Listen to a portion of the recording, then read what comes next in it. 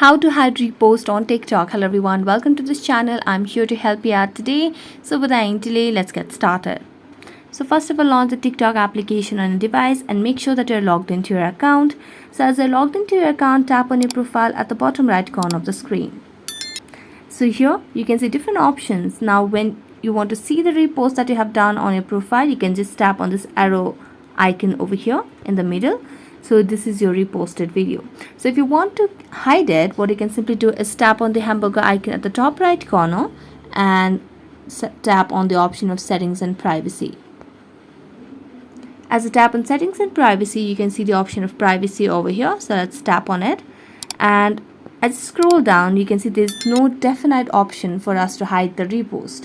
So what you can simply do is toggle on this option of private account.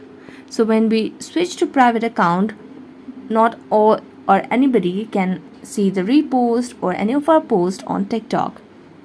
Only our friends will be able to see that. So that's it. Thank you so much for watching this video. See you next time.